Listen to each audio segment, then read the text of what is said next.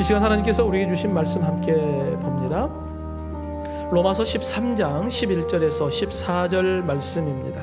신약성경 258면입니다.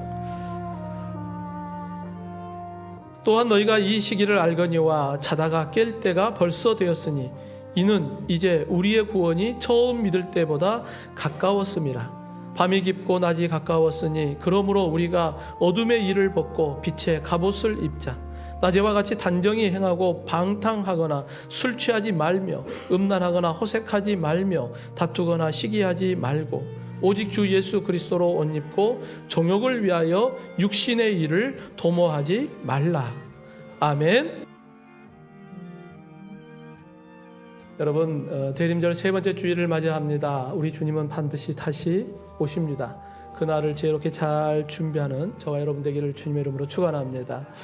여러분, 2024년 야구를 좋아하시는 분들, 특히 기아 타이거즈, 우리는 이제 기아 타이거즈를 응원하는데 아닌 분도 몇 분 계시긴 하겠지만 대부분 이 기아 타이거즈의 올해 우승을 통하여 많은 분들이 기쁨을 얻었습니다. 저도 우승하는 것을 보고 많은 기쁨, 즐거움을 얻었고 또 우리 아이들과 함께 야구장도 한번 가고 뭐 이런 부분들이 통해서 기아 타이거즈를 응원했거든요. 여러분, 기아 타이거즈의 우승을 통하여 응원했던 많은 사람들이 환호하고 즐거워했지만 이제 또 2025년 또 새로운 시즌을 준비할 때는 선수들은 또 동계훈련이 들어갑니다. 그럼 이제 1월부터 동계훈련이 아마 시작될 것인데 동계훈련을 또 어떻게 준비하느냐에 따라서 2025년 새로운 시즌의 결과가 달라지겠죠. 그래서 각자의 선수들은 그 동계훈련을 통하여 자신의 실력이 또 월등히 좋아지거든요. 또 체력을 키워서 또 한 해 2025년 긴 시즌 기간 동안에 체력을 또 잘 관리하는 것, 이게 매우 중요한 의미를 갖고 있습니다. 여러분, 선수들 다음 시즌을 어떻게 준비할 것인가 각자에게는 큰 고민일 것입니다. 오늘 우리가 함께 본문의 말씀을 통하여서 말씀을 듣는데 올해 이 본문의 말씀을 가지고 주 오신다, 깰 때라라고 하는 제목으로 함께 말씀을 나누었었어요. 근데 오늘 본문 말씀을 다시 한번 우리가 생각하면서 이제는 오신다, 주 오신다, 깰 때라라고 하는 제목에 이어서 그러면 깨어난 그리스도인은 어떤 모습으로 주님을 맞이할 준비를 할 것인가에 대한 부분으로 오늘 말씀을 함께 보려고 합니다. 여러분, 인류의 모든 죄를 대속하기 위하여 십자가에 주시고 약속대로 사흘 만에 부활하시고 승천하시면서 반드시 다시 오시겠다라고 우리에게 약속해 주신 주님. 여러분, 주님이 다시 오심을 여러분 믿으십니까? 아멘입니까? 여러분, 주님 다시 오실 것을 믿는 믿음의 성도들은 주님 맞이할 준비를 합니다. 근데 나는 그걸 믿지 못해. 안 믿는 성도는 그것과 상관없는 깊은 영적 잠에 잠들어서 그냥 살아가는 것입니다. 여러분, 우리가 잘 아는 마태복음 25장 달란트의 비유의 말씀이 있습니다. 주인이 다시 돌아올 것을 믿고 성경에 보면 바로 가서 그것으로 장사하여 갑절을 남겼다. 주인이 다시 오면 반드시 결산할 때가 있을 것을 믿고 5달란트, 2달란트 받은 종들은 즉시 나가 장사를 합니다. 그리고 갑절을 남기게 되죠. 그런데 이때를 준비하지 못한 1달란트의 종도 있습니다. 오랜 후에 주인이 약속대로 돌아와서 결산을 하게 되는데 라고 성경은 기록합니다. 언제 올 것이다 이 이야기는 없었어요. 근데 오랜 후에, 그러면 시간이 한참 흘렀다는 거예요. 온다고는 했는데 언제 온지는 알지는 못하고 시간이 흐르고 흘러서 주인이 왔어요. 그리고 그 주인이 결산하겠다고 종들을 불러 모읍니다. 그리고 갑절을 남겼던 5달란트, 2달란트 받은 종들에게 말씀하죠. 착하고 충성된 종아, 잘하였다. 내가 작은 거 맡겼는데 너 잘 감당했다. 내가 더 큰 건 너에게 맡기겠다. 주인의 즐거움에 참여하라라고 칭찬합니다. 여러분, 주님 앞에 설 때 칭찬받는 종과 같이 우리도 주님 앞에 칭찬받는 저와 여러분이 되기를 주님의 이름으로 축원합니다. 이에 대해 사도 바울은 영적으로 깊은 잠에 빠져 있는 성도들을 흔들어 깨워서 하루하루 주님 오실 날이 지금 다가오고 있다라고 하는 긴박함에 대해서 이야기를 합니다. 본문 11절에 보면 또한 너희가 이 시기를 알거니와 자다가 깰 때가 벌써 되었으니 이는 이제 우리의 구원이 처음 믿을 때보다 가까웠습니다. 여러분, 주님 오실 날이 하루하루 다가오고 있는 거예요. 여러분, 오늘 우리가 주일을 맞이했습니다. 오늘 우리가 주일을 맞이하면서 어제보다는 오늘 주님이 오실 날이 하루 더 가까워졌죠. 그죠? 우리는 긴박한 이런 긴박한 종말론적인 신앙생활을 하지 않으면 아유, 주님 오실 날 많이 또 멀었어. 주인 올라 많이 멀었잖아. 그러니까 그냥 한 달 남짓 땅에 묻어놓고 그냥 있으면 되지. 이렇게 생각하기 쉽단 말이에요. 여러분, 시기를 안다라는 것, 이것은 우리가 그냥 막연한 때가 아니에요. 주님이 오시는 그때, 하나님만이 아는 그 심판의 날이 지금 다가오고 있다라고 하는 것을 우리에게 말씀하고 있습니다. 그 날이 되면 우리 모두가 주님 앞에 서서 결산할 때가 반드시 올 것이다 라고 우리에게 말씀하고 있어요. 그때 우리가 잘하였다, 착하고 충성된 종아, 칭찬받는 자가 되어야 하지 않겠습니까? 주님 다시 오시는 대림절 세 번째 주일을 우리가 주님을 기다리면서 칭찬받는 종으로 우리가 주님 앞에 어떻게 설 것인가? 이를 위해 어떻게 우리가 준비할 것인가? 나는 주님 맞이할 준비를 잘 하고 있는가? 여러분, 우리의 모습을 좀 돌아보고 오늘 말씀을 통하여 우리가 더욱더 지혜롭게 잘 준비하는 결단이 있기를 주님의 이름으로 축원합니다. 이를 위해 먼저 성도는 빛 대신 예수님의 갑옷을 입고 주님을 맞이할 준비를 하는 거예요. 여러분, 어버가도 모른다라고 하는 말이 있죠. 얼마나 깊이 잠들었으면 어버가도 몰라요. 우리의 자녀들을 키워보니까 그래요. 어버가도 몰라. 기억이 안 나. 예, 깊이 잠들어 버리니까 그래요. 여러분, 주님 오실 날이 하루하루 다가오고 있다고 성경은 우리에게 말씀하고 있고 긴박하게 우리가 준비해야 된다는 것을 우리에게 말씀하고 있는데 영적 깊은 잠에 빠진 사람들은 전혀 인식 못하고 있습니다. 영적으로 깊은 잠에 빠져 있는 우리의 가족이 있고 우리의 이웃이 있다면 그들을 반드시 흔들어 깨워 그들이 주님 만날 준비를 할 수 있도록 여러분 흔들어 깨울 수 있기를 주님의 이름으로 축원합니다. 여러분, 우리의 구원자이신 예수님이 다시 오신다라고 하는 그 약속의 말씀, 우리는 그 말씀을 믿기 때문에 오늘도 이곳에 모여서 주님 오실 날을 준비하고 있지 않습니까? 그럼 우리가 주님 오신다면 우리가 어떻게 준비할까?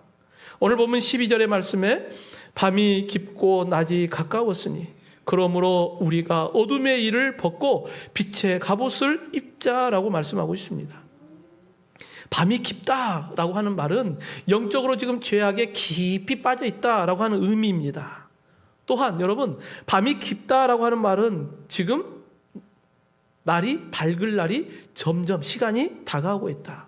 즉 새벽이 가까웠다라고 하는 그런 의미도 갖고 있거든요. 그러니까 영적 깊은 잠에 빠져 있으면 새벽이 오는 것을 준비하지 못한다는 거예요. 성도 여러분, 세상 권세를 잡은 악한 사단의 세력은 우리를 깊은 잠에, 영적 깊은 잠에 빠져들게 하겠죠. 낮이 가까워지면 가까워질수록 밤이 깊은 것처럼 사단은 주님이 오실 날이 가까워지면 가까워올수록 우리를 더 영적 깊은 잠에 빠져들도록 하지 않겠습니까? 어떻게든 우리를 주님 오시는 날을 준비하지 못하도록 영적 깊은 잠에 빠지도록 더욱더 기승을 부리면서 주님 오실 날이 가까워지면 가까울수록 더 그렇게 할 것입니다. 이에 사도 바울은 빛의 갑옷을 입자라고 권면을 합니다. 여러분, 빛의 갑옷을 입었다라고 하는 것은 과거에 우리는 어둠의 군사가 되어서 어둠의 갑옷을 입고 있었거든요. 근데 이제 그것을 벗어버리고 예수님 안에서 우리가 하나님의 자녀가 되었기 때문에 이제 빛의 갑옷을 입자라고 우리에게 말씀하고 있습니다. 여러분, 우리가 어둠을 벗고 빛의 군사가 되어서 이 어둠의 세력과의 영적 전쟁을 하려면 반드시 빛의 갑옷을 입어야 합니다. 여러분, 우리의 대장 되신 예수님, 그분이 누구이십니까? 요한복음 8장 12절에 나는 세상의 빛이니 나를 따르는 자는 어둠에 다니지 아니하고 생명의 빛을 얻으리라 라고 말씀하고 있습니다. 여러분, 세상의 빛으로 오신 예수님, 그분이 우리의 대장 되시고 그분이 우리 안에 들어오시니까 이제 우리가 어둠의 군사가 아니라 빛의 군사가 됐어요. 빛의 군사가 되었기 때문에 이제 우리는 빛의 갑옷을 입고 주님과 함께 나아가 싸워 영적 전쟁에서 승리해야 하지 않겠습니까? 근데 여러분, 이 영적 전쟁을 위해서 사단과 싸울 때 나의 힘과 능력으로 싸울 수 있느냐? 아니요. 우리의 힘과 능력으로 할 수 없기 때문에 빛 대신 주님이 우리 안에 들어오시는 거예요. 그리고 빛 대신 주님이 우리와 함께 하기 때문에 우리가 어둠으로 나아갈 때 어둠이 사라지고 빛으로 변화가 일어나는 것입니다. 그러게 오늘도 우리는 빛의 갑옷을 입으라라고 우리에게 말씀하는 것입니다. 여러분, 에베소서 6장에 보면 이렇게 기록해요. 하나님의 전신갑주를 입으라.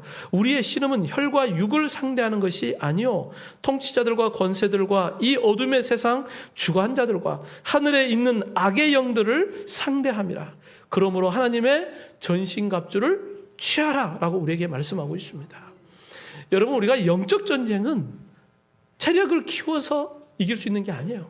내가 힘이 세니까 이길 수 있는 게 아닙니다. 영적 전쟁은 오직 빛 대신 예수님 안에 있을 때만이 우리가 싸워 승리할 수 있습니다. 그렇기 때문에 우리에게 무엇을 입으라고 그래요? 빛의 갑옷을 입으라라고 우리에게 말씀하고 있습니다. 여러분, 어리석게 다시 빛의 갑옷을 벗어버리고 어둠의 갑옷을 입는다는 것, 이게 얼마나 어리석은 자입니까? 우리는 빛에 속한 자이기 때문에 다시는 어둠의 갑옷을 입으면 안 돼요. 우리는 빛의 갑옷을 입고 어둠과 맞서 싸워야 하는 하나님의 군대요, 빛의 군사입니다. 그러기에 우리가 날마다 생명의 빛으로 주님 앞에 더 가까이 나아가고 생명의 빛으로 세상과 싸워 승리하는 저와 여러분이 되기를 간절히 원합니다. 여러분, 최근에 한국교회의 변화에 대한 통계를 보면 이런 통계가 있어요.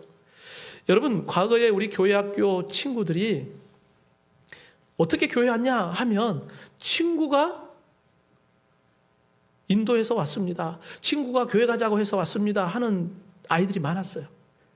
여러분이 교회 올 때 여러분 친구 따라 오신 분 계시죠? 저도 친구 따라 왔어요. 제가 초등학교 1학년 때 저를 교회 가자 해가지고 서훈이라고 하는 친구가 저를 교회로 데리고 갔어요. 그때 뭐 하러 갔겠어요? 놀러 갔죠. 친하니까 그냥 놀러 간 거예요. 그렇게 해서 신앙생활하고 예수님 영접하고 목사가 됐어요. 여러분, 여기 앉아 계신 분들도 많은 분들이 친구 따라 예수 믿게 되고 친구 따라 하나님의 자녀가 되고 구원받고 그런 분들이 많을 겁니다. 근데 지금 시대는 달라졌어요. 지금 통계를 보면 교회 학교 친구들이 친구 따라 교회 온 친구들이 별로 없어요. 그러면 이 친구들은 누구 따라 교회 왔을까요? 통계를 보면 부모님 따라온 거예요. 부모님이 교회로 데리고 오니까 따라오기 시작한 거예요. 그러니까 우리가 부모님의 신앙생활이 매우 중요해요. 부모님의 신앙생활이 곧 자녀들의 신앙생활과 연결이 되어 있기 때문입니다. 여러분, 지금 시대는 그렇게 흘러갑니다. 친구들에게 야, 교회 가자 그러면 밖에 재밌는 게 훨씬 많거든요. 그러니까 친구 따라 교회 오는 숫자가 많지 않아요. 하지만 부모님을 통하여서 아이들이 교회를 옵니다. 그리고 예수님을 만나고 신앙생활을 합니다. 그렇기 때문에 신앙생활을 하는 부모님의 신앙의 본이 매우 중요하겠죠. 여러분, 이와 같이 세상은 점점 악해져 가고 세상은 자꾸 우리 아이들을 위협하고 유혹합니다. 밤이 깊어지는 것과 같이 절망의 환경 속에서 주님 앞으로 나오지 못하고 자꾸 어둠으로 빠져들어가는 우리 어린 자녀들, 우리 다음 세대들의 모습을 우리가 보게 됩니다. 주님 오실 날이 가까워지면 가까워질수록 빛의 사람인 우리가 빛의 갑옷을 입고 이러한 영적 전쟁에 맞서 싸울 준비를 우리가 해야 하지 않겠습니까? 우리 옆에 분과 함께 옆에 분에게 한번 이렇게 질문했으면 좋겠습니다. 자, 얼굴을 보면서 이렇게 질문해 봅니다. 빛의 갑옷을 입고 있습니까? 빛의 갑옷을 입고 있습니까? 네. 자, 이제 물었으면 대답을 해 보십시오. 이제 대답을 해야죠. 시작. 대답해 보십시오. 시작. 입고 있습니다. 네. 여러분, 빛의 갑옷을 입으라 우리에게 말씀하고 있어요. 아멘. 나는 빛의 갑옷을 입고 있습니다. 어떤 어둠의 세력이 와도 나는 빛 가운데 있습니다. 사랑하는 성도 여러분, 우리는 빛 대신 예수님의 군사입니다. 예수님의 그 빛이 우리 안에 들어와 계십니다. 우리는 빛의 갑옷을 입고 오늘도 영적 전쟁과 맞서 싸울 준비를 우리는 항상 하고 있습니다. 이와 같은 빛의 갑옷을 입고 주님 오실 그날까지 최후의 승리자로 서는 저와 여러분이 되기를 주님의 이름으로 축원합니다.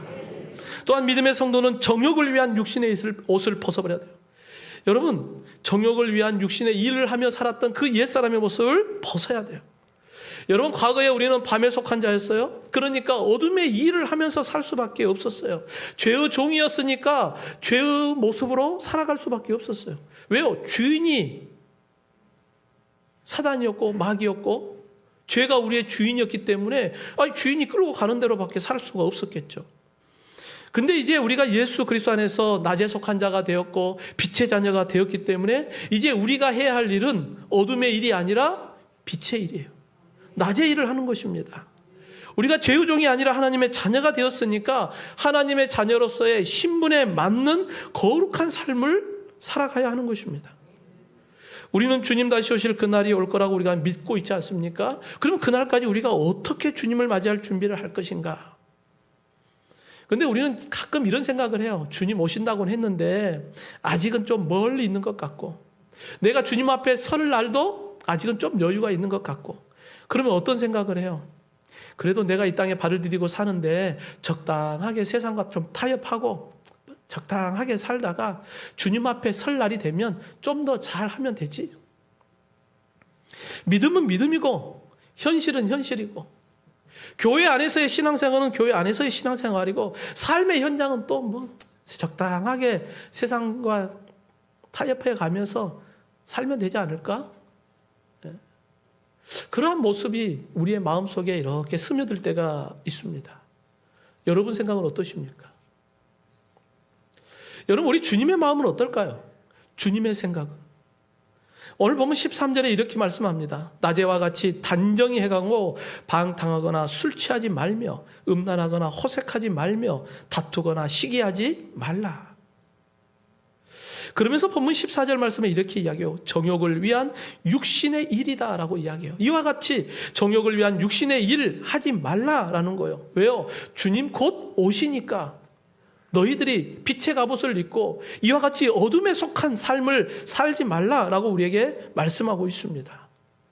여러분, 정욕을 위한 육신의 일만 쫓아다니는 자, 여전히 어둠 속에 속한 자, 어둠의 일을 하는 자, 이와 같은 모습은 주님과 아무 상관이 없는 삶의 모습입니다.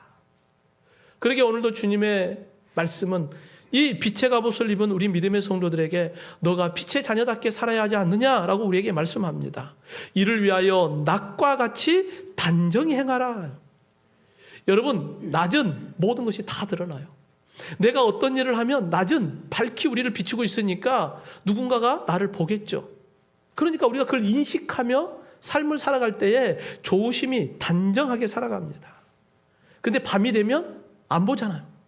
아무도 안 보니까 내가 하고 싶은 대로 하는 거예요. 여러분, 우리가 주님 앞에 서게 되면 주님은 우리의 모든 삶을 모르실까요? 다 알고 계시잖아요. 그래서 성경은 우리에게 이렇게 말씀해요. 주님 앞에 서면 모든 것이 다 드러난다는 거예요. 우리는 잊어버리고 살지 모르지만 주님은 다 기억하고 있어요. 물 한 잔 대접하는 것도 주님은 다 기억하고 계신다고 성경은 말씀하고 있지 않습니까? 그러니까 우리가 주님 앞에 서게 되면 다 드러나요. 우리가 그것을 늘 인정하고 인지하고 있어야 돼요. 그래야지 낮에 속한 자의 삶을 살 수 있는 것입니다. 그러지 않으면 우리는 밤에 속한 자의 삶을 살았던 그 옛 습관처럼 살아가요. 아이, 주님이 알겠어? 아우, 목사님이 알겠어?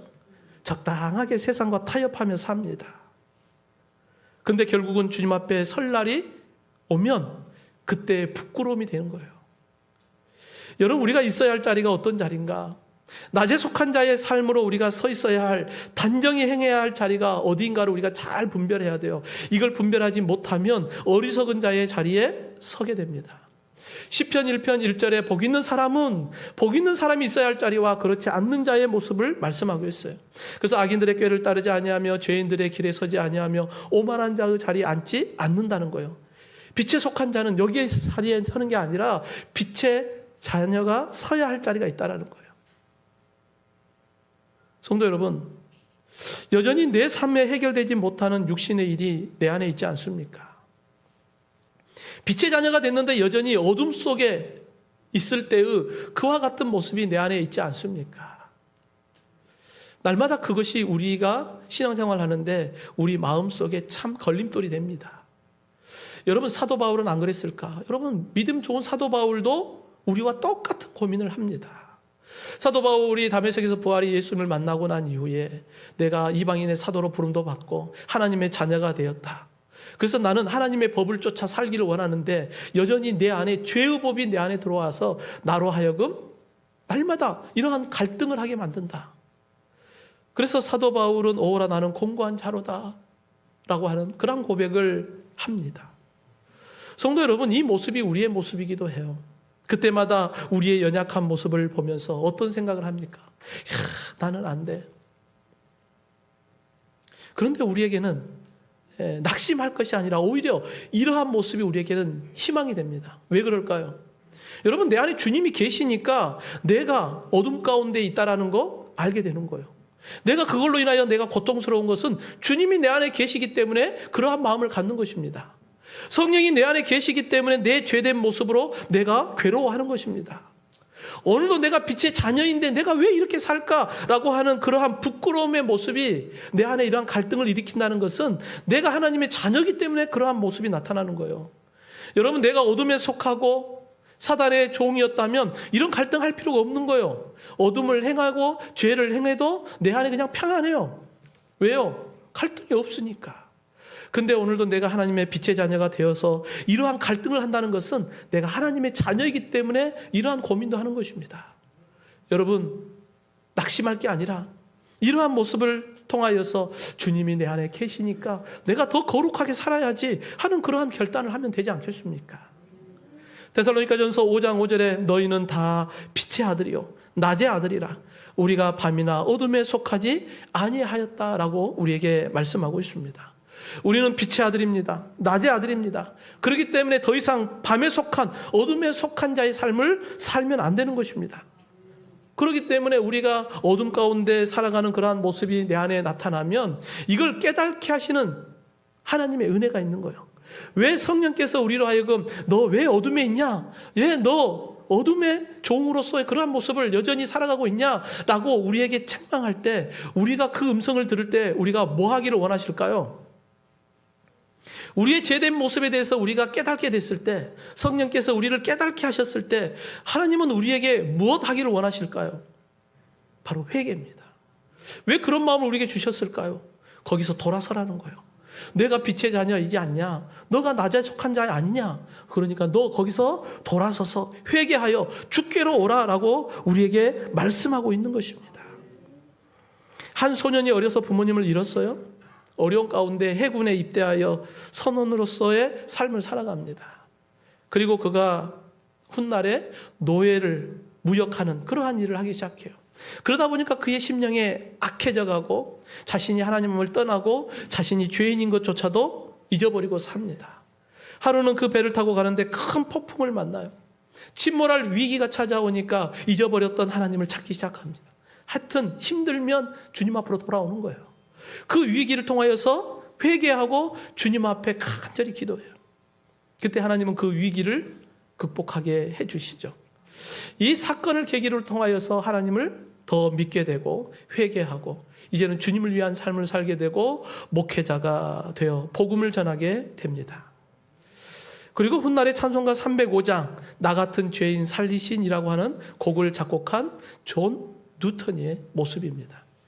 여러분, 이 존 뉴턴의 삶의 변화를 보면 어둠 가운데 있던 그가 빛 대신 예수님을 만나고 하나님의 빛된 자녀로 변화의 삶을 삽니다.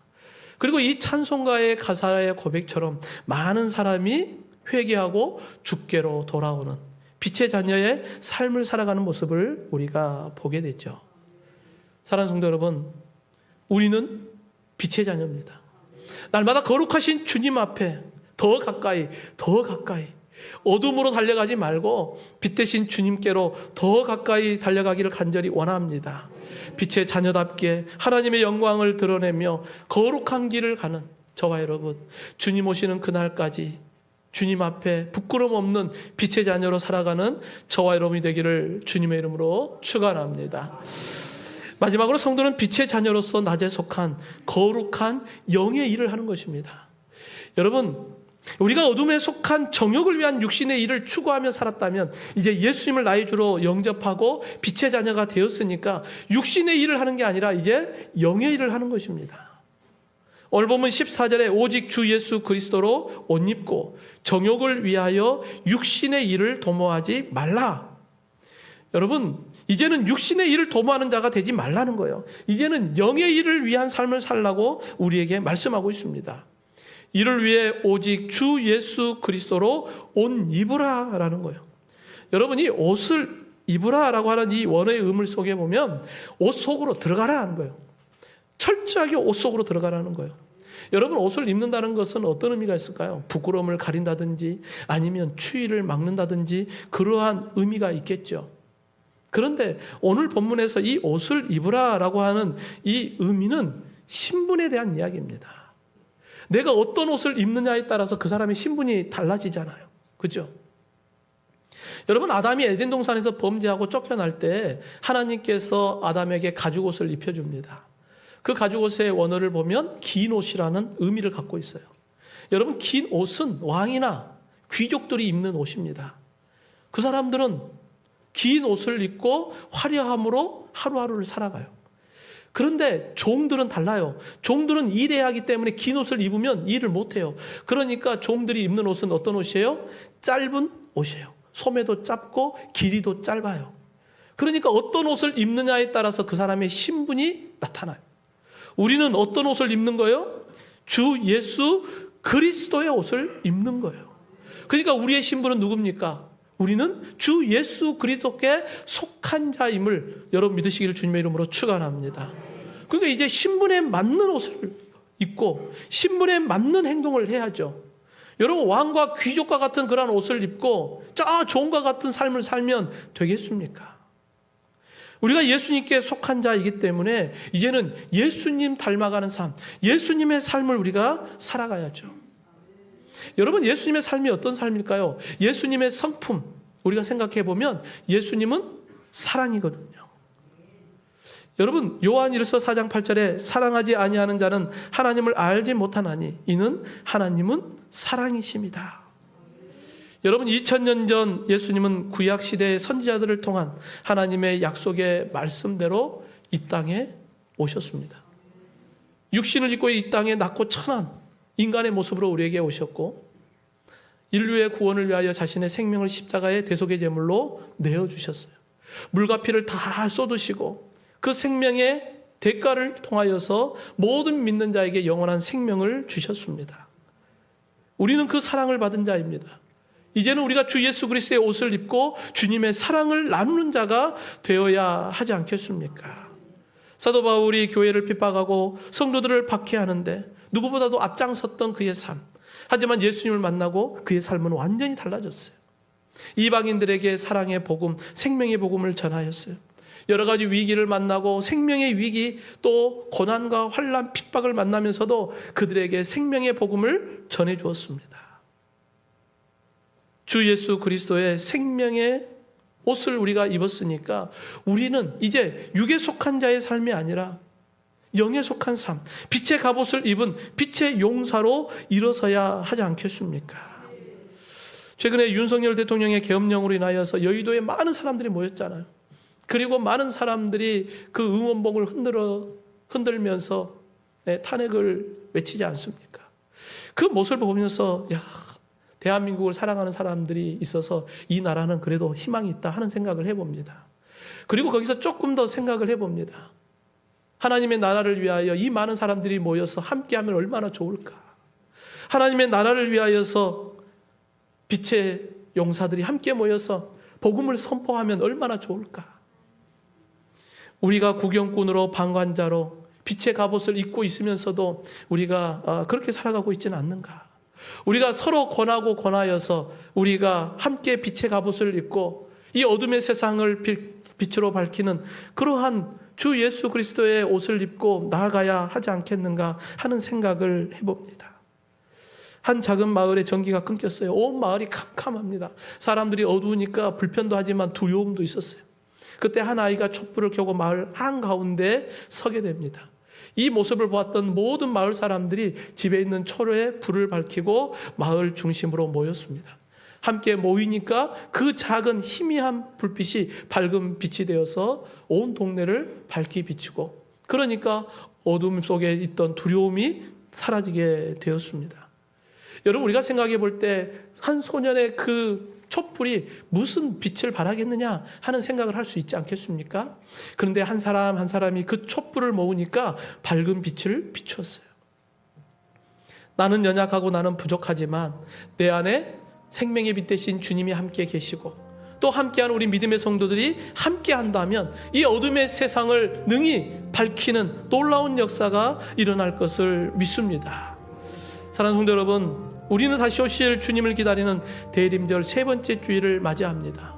단순히 주님 오실 것을 기다리는 자에서만 머물지 말고 내가 혹 내 안에 어둠에 속한 모습들이 있다면 그것들을 다 떨쳐버리고 좀 더 적극적으로 내가 빛의 자녀가 되었고 빛의 갑옷을 입고 주의 사랑을 세상에 전함으로 세상을 변화시키는 빛의 용사로서 살아가는 저와 여러분, 우리 교회 한국교회가 되기를 주님의 이름으로 축원합니다.